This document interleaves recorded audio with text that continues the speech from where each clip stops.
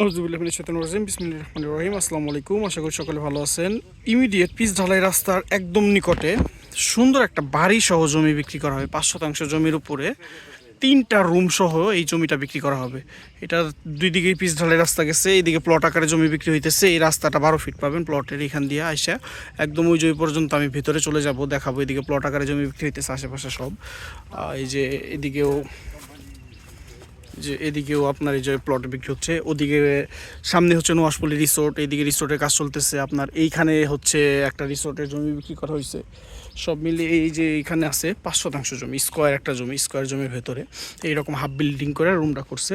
এটা ওয়াশরুম বাহিরের।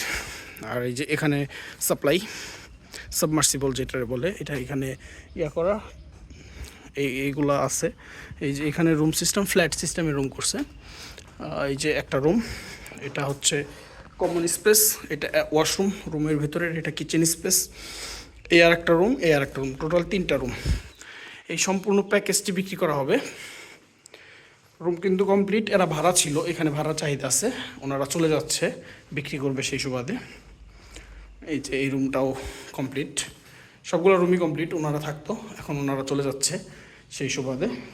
এটা বিক্রি হচ্ছে এই কারণেই চলে যাচ্ছে।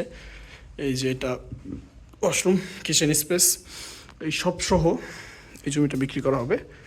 5 শতাংশ জমির উপরে এই স্থাপনাটা বিক্রির জন্য আছে, যার বাজার মূল্য মাত্র 16 লক্ষ টাকা চাইতেছি। তারপর আপনার বার্গেনিং করতে পারবেন, সমস্যা নেই।